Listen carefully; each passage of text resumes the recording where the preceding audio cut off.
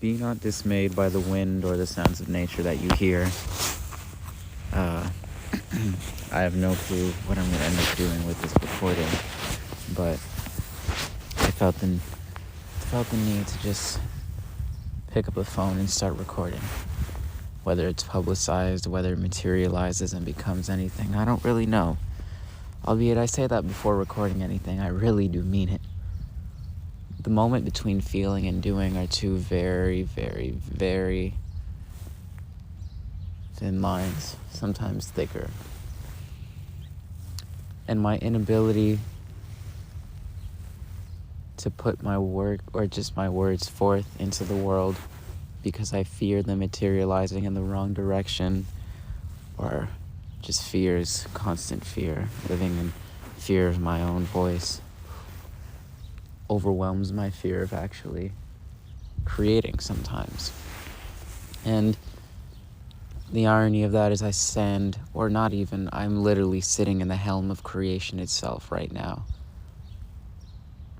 I wish that I could give an equivalent, but I'm going to attempt to allow my words to depict or convey the imagery that I see and what I hear in the moment.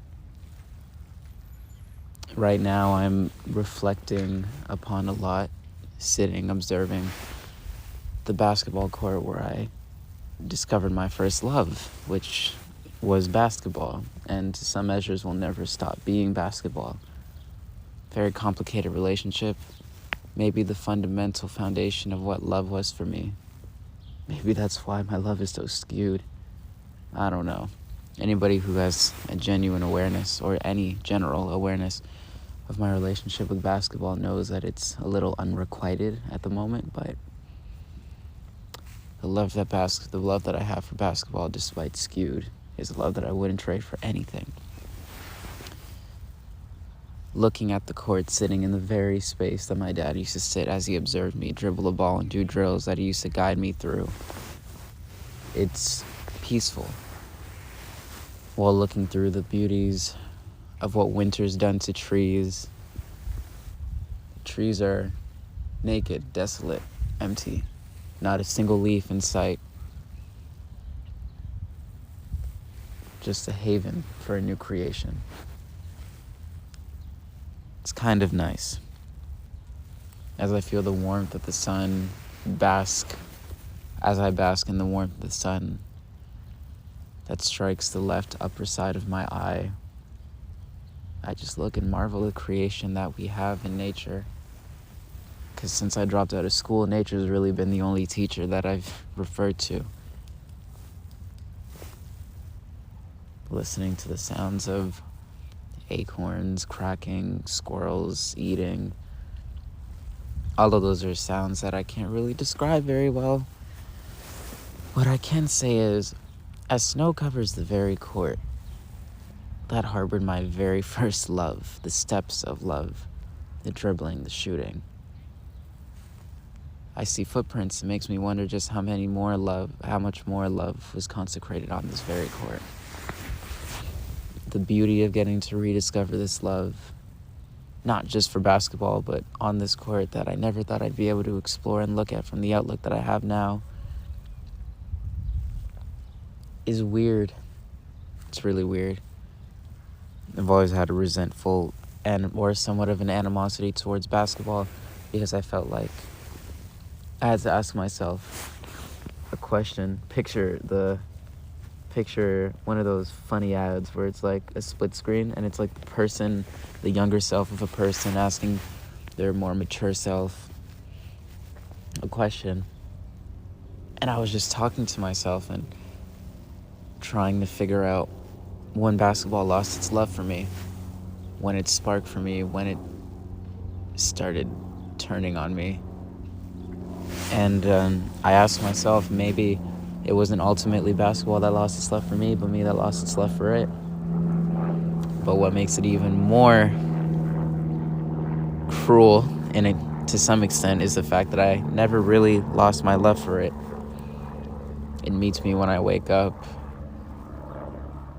coddles me like a really weird shadow. like a ghost that's always there, but you can never see, the pressure that you feel on your chest as it pushes down on you, waiting for you to anxiously see something, when in reality there's nothing there. When you grab its smoke and it just disappears through your beautiful fingers, there's nothing there. Ephemeral is the word, fleeting.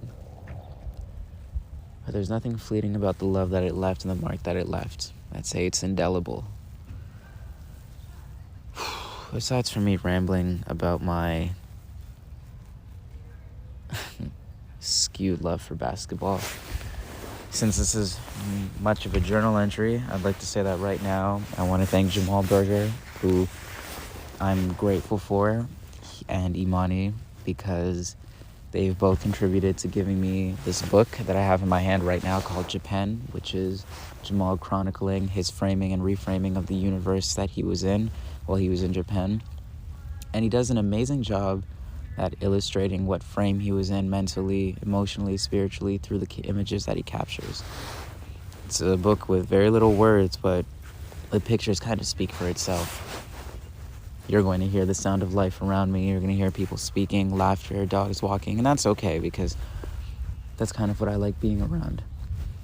Nature is probably the most beautiful teacher that we have in this world, other than Jesus himself, which, and as a man of faith, I say that, and I say nature because I know the creator of nature. And I know that if we are to even be able to behold such a beauty of a spectacle of his creation, that we can learn from it and learn about him while looking at his creation, which is, in our eyes, infinite from our limited viewpoint. But sometimes I used to ask myself when looking at nature, and I recently saw this beautifully formulated in a book called The Creative Way by Rick Rubin, depicting everything creative you can think of. It's a beautiful book. And it was talking about the liberation and freeing your mind so that creative space can enter it. And it was formulated so well, it almost didn't make sense. Too well. And it was, how can one see through eyes that haven't seen before? How can one hear through ears that have yet to hear? And how can one... I think there was a third one, but I'm not remembering it. But I think the two are significant enough.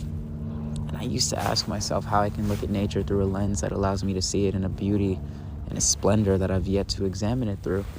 But then I realized the ever-dynamic and ever-changing nature of nature itself, and how it never really changes.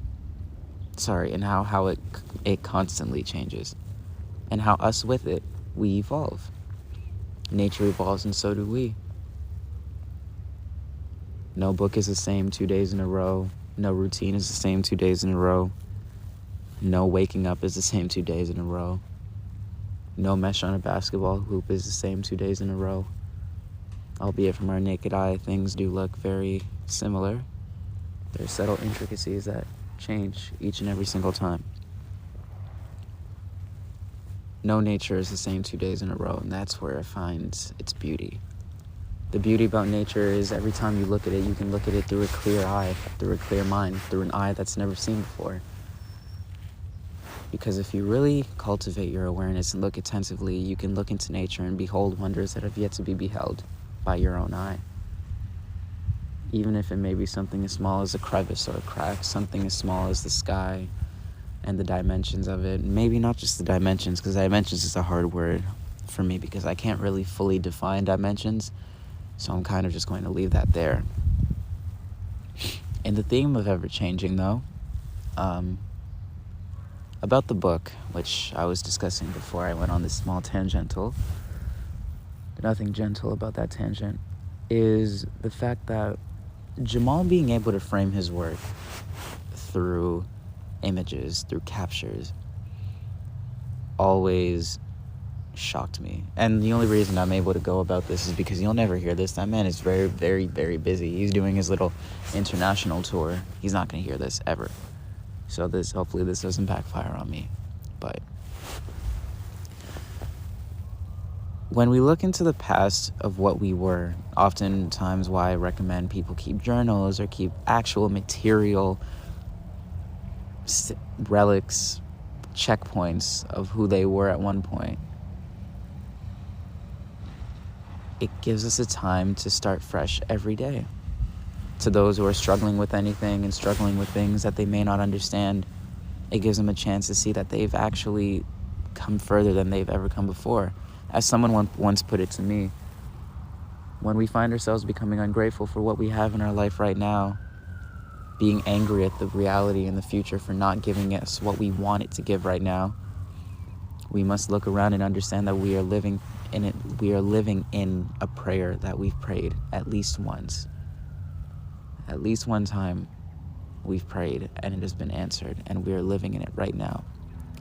And it allows us, it kind of gives us a checkpoint of how far we've come. So I think that's kind of what I'm doing out here, looking at this, re-examining this basketball court.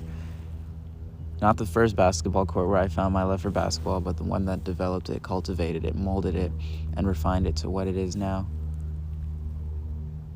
And I mean that physically and metaphysically, metaphorically, every form of abstract and every form of literal you can think about. Or maybe I'm just squabbling. Who knows? I don't really know anything. But here is what I can say about the book. Books give me a blessing of taking me into their world, showing me through eyes that I've never seen through before, allowing me to hear things that I've never heard before, just allowing me to feel things emotionally that I've never once felt before. They allow me to look through someone else's eyes and someone else's life. Although with my viewpoint, of course, I like to think that listening to a book is the greatest key to understanding the beauties within it. I saw this quote that said, listening is the suspension of disbelief. Oftentimes when listening, we're so focused. Not even we. I'm going to speak for myself. Oftentimes when I listen to people, I'm unable to suspend disbelief, thinking of ways to cultivate a response or answer, when in reality, the beauty of the response is in the listening itself. And it's kind of like what they used to tell me in grade school when I used to struggle with problems. They're like, Telson, half of the solution is already given to you. It's right there. You just have to listen. It's right there. And oftentimes what I do is I get so caught up trying to make such a deeper connection with somebody in the moment that I forget that they're not just living in my moment, I'm living in theirs. And that listening means suspending all inclinations or pride or anything of mine that would forcibly take me away from experiencing their joy or their sharing. Because that itself is also a blessing. That allows me to see through eyes that I've not seen before, or hear a perspective through an ear that I've never heard it. Instead, I familiarize myself with terms that people use and give myself shortcuts to it, misguided shortcuts. Like if somebody tells me something about their life, I'll generalize it. I'll say, relatability is great, but can we really truly relate to a person? Maybe. I guess my mistake as an artist, if you were to call myself that, is thinking that my work is a byproduct of my individuality. But I think the beauty of my work, not just myself, but the beauty of art itself, is being able to look at the collective human diaspora and see the beauty within it. Kind of like, instead of thinking of myself as the maestro of my own work, thinking of myself as an instrumentalist, and God being the maestro in my world, understanding that I am merely playing an instrument. And sometimes that instrument changes. Sometimes it plays different notes, sometimes it plays different sounds. But ultimately being an instrument in that maestro, and not the maestro itself. And that's okay, because we all play a sound of music which eventually harmonizes us collectively. I don't know. Maybe that thought's a little too abstract for me to even funnel down into words. Therefore, I'm unable to fully convey the breadth of it. BREADTH, if that's how you spell it, not breath itself. I have a hard time saying that word. As for Jamal and books take us into a world beyond what we once knew and beyond what we know now, into a world of beauty, into a world of serenity, into a world of sometimes chaos. It brings us into different worlds at different times, in different places, in different seasons. And it allows us to ultimately travel even while we stay still. Traveling through books is one of my favorite pastimes. Reading about stories of those writers in France, or reading about stories from those in Rome. I don't know if you're hearing me too well. There's a plane. Maybe just let me give you the time to listen to the plane.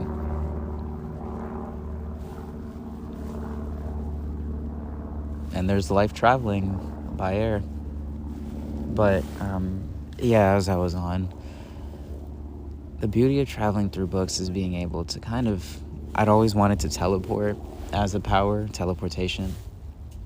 And books give me the chance to do so through words, the power of conveyance, the power of imagery, the power of stylistic differences, the power of nuances and those differences. I guess that's kind of beautiful to me. And in traveling through books, I also like thanking books for allowing me to travel with them by bringing books into my world. As I hold Jamal's book, which is called Japan right now, I bring it into my world. I like bringing it to life, even though this would be considered an inanimate object. It's kind of nice to consider it as a living thing. Something that has a life of its own, something that can take a life of its own, and something that can have a life within the viewpoint that I have as well. I guess I just spoke about suspension of disbelief, and then here I am asserting my life onto this book that wants to frame its way onto me. But maybe that's a little too transactional, and maybe I should look a little deeper and not just take the shortcut and generalize it, and just let it be. And let both worlds enrich themselves through each other's framing of everything. I heard a quote the other day, kind of went along the lines of, some things are too serious to, I think it was Oscar Wilde that said it, some things are too important to be serious about. And initially when I saw the quote, I was a little taken aback, because everything that there was in life that I deemed to be important, I took very seriously. And then when you think about it, there are the adages of life's too short to do such, but then there's the critical element of importance is typically self-ascribed. Each person has their own notion of importance. And the beauty of something being so important that you can just smile is kind of beautiful. I don't really know where I'm going with that. Maybe it'll develop itself as life goes along, but it's just a nice quote that I felt like detailing or telling or saying. But I really hope that those who may stumble upon this haphazardly are doing well. And I hope that you're okay knowing that you signed up for this freaking 18-minute session of me just letting my thoughts, no matter how sporadic they are, try to line themselves up. Although they're not lining up too well, there's no chance this is a single file line of thoughts. These are everywhere. Pick at them. I guess there's a thought for everybody in this. So I hope that you're doing well, each and every single one of you. I hope that all of you are rediscovering your lives through your lens that you see now. I hope that each and every single one of you are getting the chance to see yourself anew. And see yourself, that's kind of like the beauty of talking to strangers. Being able to see yourself devoid of the eyes that typically see you. It's like giving yourself a clean slate. Talking to strangers will sometimes give you a clean slate that so many people really, really need or yearn for. They say oftentimes they say that the people that yearn for disappearance oftentimes actually just yearn to be found. And sometimes being found means being seen through eyes that haven't seen you. And I hope that each and every one of you, maybe at some point, give yourself the chance to be seen through eyes that have yet to see you. It can be nice. It can be really nice. And really informative to just sit and listen and suspend disbelief for a second and suspend everything going on in the moment and just tune out everything on the inside and just listen to what they're speaking of. I don't know. It's nice. But maybe that's just me. Maybe not. Maybe this will find the right audience. Maybe it won't. I think I'm aware of who this audience is. I say audience like... I use the word audience and wield it as if there's some mass audience behind this, when in reality it's just a couple people who I love very dearly. And that's okay. Because even if they don't understand it, them listening to it is more than enough. And knowing that I've been blessed to take their time and they've used it to listen to this is just a blessing. And I am blessed to know each and every single person I know in my life. Despite the fact that I'm not able to talk to everybody in my life every day, just the ability to know that they're living and breathing and getting another chance at life and being given another shot. To live a life that is so improbable, statistically speaking. The chances of life for you even being born or cultivated, it's not even the right word, of you even being born are so slim. It's like a lottery-based chances. Not even that, even rarer. Some may not even know that they had that chance of living. And yet every day, most of us are given the chance to live and breathe. And that's what makes me happy. Knowing that out there, somebody who I may not know may receive a prayer, an answered prayer, that maybe they didn't even know were prayed upon, that they may not have even prayed for, but that someone who cared about them enough to see it in their lives. I don't think I'm going to try and make an analogy here, but I don't think it'll make sense. Maybe I'm dispelling it before I even give it a chance to do so. Kind of like how labels tend to screw with the direction of things. But it's also imperative that I sit here and talk about accidental discoveries and how oftentimes when we label things, we don't allow a seed to take... I guess I'm using a lot of physical examples to describe the abstract, and I'm not fully getting there yet, so I may leave that point. But the example I was going to make was unforgiveness. And to those who have hurt us, and how sometimes it hurts us to see those that brought us pain living a normal life. When in reality, the only prisoner we've kept in unforgiveness is ourselves.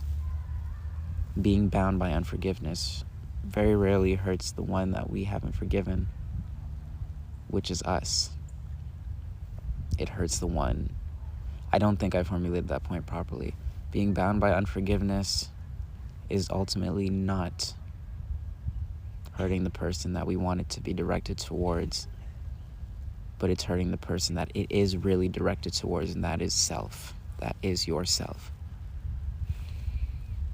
So I hope that we can all collectively, hopefully, strive to enter each other's light and pray for forgiveness for ourselves, not just for another person, but for ourselves as well. Because being bound by anger is no fun. We all know it. It's piercing, it's hard, it's hurtful. And it's not easy to let go of, but you're not really hurting many other people other than the one person that has to bear that weight every day, like an anvil. An anvil is a horrible example, but I'm thinking of one of those like Acme anvils from Roadrunner and Coyote, where you try and drop that anvil, and I'm going off topic, but we're 23 minutes in, and I think I'm going to sit here and observe this landscape for a little longer, and then maybe take a walk to a cafe and see if it's open. But it's family today, so I don't think it will be. So, yeah. I don't really know what people will take away from this, or what people will even see in listening to this, but thank you for listening. Thank you for being here. Thank you for living another day. And in closing, I love you all very much, and I love you all as an individual, and hope that you each have a great day in the way that makes your day great, whether it be understood by many or not. And that is definitely not me justifying serial murder, because I know that some people You know what? Let me stop before I get too far on this trail. Because happiness, again, is a gateway drug, and happiness and the pursuit of happiness itself can lead people to do some very evil things. The pursuit of happiness is a cruel pursuit. It's like a jest. It's a really cruel joke. It's really, happiness can be a gateway drug. It can. And the most dangerous one, too. So I guess in closing, all I can say is that I love you, and I hope that you have an amazing day. Thank you for listening to this 25-minute chronicling of my disgruntled love. But let me not label this so that it may be misguided. Let me suspend my own disbelief and give myself the leniency of allowing this to just be. I love you, and thank you. I hope that all of you are doing well.